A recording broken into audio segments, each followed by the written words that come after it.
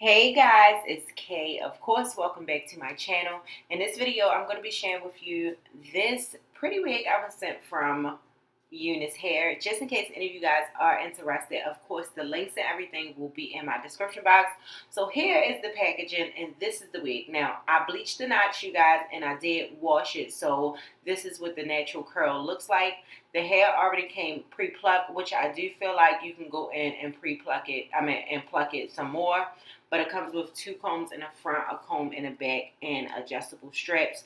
This is a 13 by 6. I do believe it's an HD lace.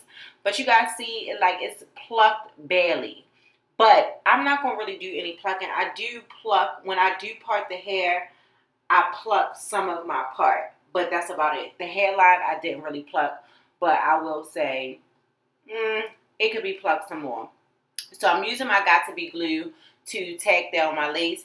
Some of the footage is missing, you guys. So if you see, the wig already applied, that's why.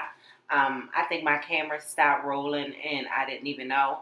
But right here, you see how like the lace is already laid, y'all. But this is what the lace is looking like already laid, and I go over some spots that I didn't really get like that.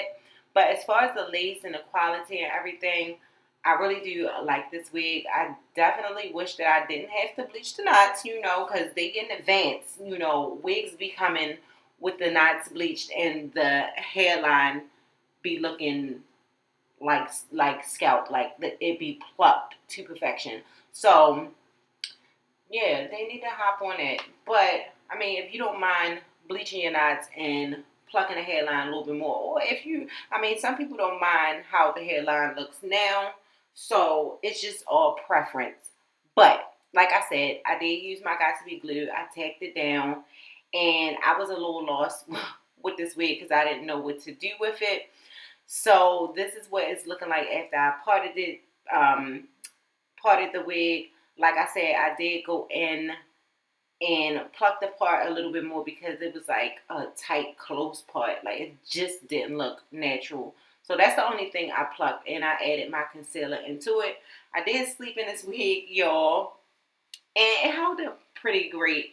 As far as the lace, I don't think that the lace came off, but I did end up taking the wig off the next day, and then I reapplied it. But I didn't show myself reapplying the wig on camera, and that's why it looks different. Mind you, the part is still in the same place, but I did go in and add baby hairs, and now I decided to go in and add some curls to this hair. So that's basically what I'm doing. But like I said, as far as quality and everything, I love this wig. It definitely is thick. I can't remember the density of this wig, but all the details will be in my description box. And if you are interested in this wig, it will be in my description box as well. As far as the length and stuff, I think I don't even want to give y'all the wrong information. It might be 26 to 28 inches. I know it's a pretty long wig. I'm thinking 26, but like I said, check below. All the information will be listed below. But I'm taking my burrow curler. This is a Babyliss. It's a Babyliss curler. I can't remember the inches, you guys, but if I do remember, it will be in my description box. But I'm just taking it and curling the hair because it's so thick. I felt like brow curls would be really pretty on this wig, and I did go in and cut some layers throughout the front because, of course, them curls, it don't be popping unless you have the curls laid so it can just stack how I want it to. But I did a slight cut. Like, I did some slight layers. It wasn't, like, too much.